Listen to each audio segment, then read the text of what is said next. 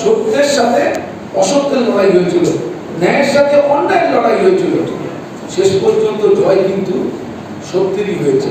এটা আমরা ইতিহাস থেকে শিক্ষা নিয়েছি।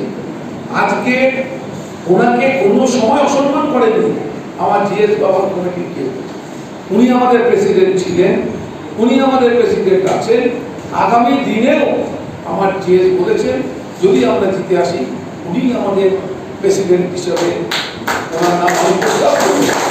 তার মানে ওনাকে অসম্মান করা হয়নি, ওনাকে কিন্তু আমরা সম্মান দিয়ে রেখেছি।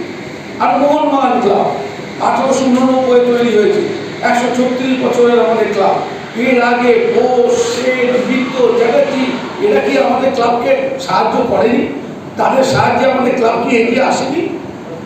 তার মানে একজনই করে গেছে আর অন্যরা কেউ কিছু করেনি। তাদের নামটা কেন তোমরা বলছো না, খালি নিজের নামটা বলছো কেন? বাবাকে সামনে রেখে ওই মসনদে বসার চেষ্টা করছে, এটা কিন্তু হতে পারে। দেখো, যখন ও দায়িত্ব নিয়েছিল তখন কিন্তু সব থেকে বড় একটা সমস্যা ছিল আমাদের এটিকে রিমুভ করা। আপনারা সকলে জানেন, তিনজনে মিলে চুক্তি করেছিল, যেখানে প্রেসিডেন্ট ছিল, সেক্রেটারি ছিল আর আমার ট্রেজারার ছিল। বাবা ছেড়ে সেই চুক্তিতে সই করেছিল।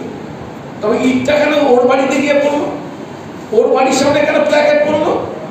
আমরা বলেছিলাম তুই প্রশাসনিক ব্যবস্থা নাও, পুলিশ থেকেও বলা হয়েছিল যে তুই প্রশাসনিক একটা ব্যবস্থা নাও, কিন্তু বলেছে না, এটা তো মোহনবাগানের লোকেরা করেছে, আমি কেন ওদের বিরুদ্ধে করতে যাব?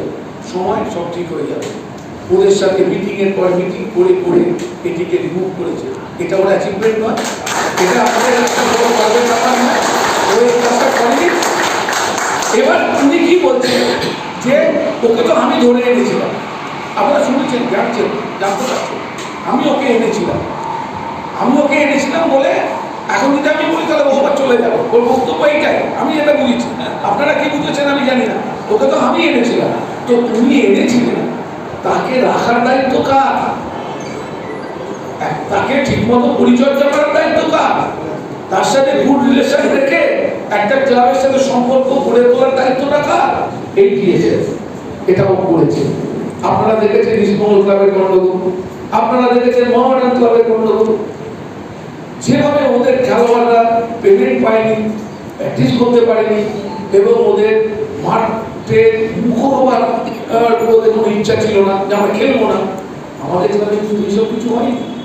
আমাদের জিএস সুন্দরভাবে মিস্টার গোয়েঙ্কার সাথে তার কমিটির সাথে এত সুন্দর রিলেশন থেকে কাজ করেছেন, তার জন্য আমাদের কোনো অসুবিধা হয়।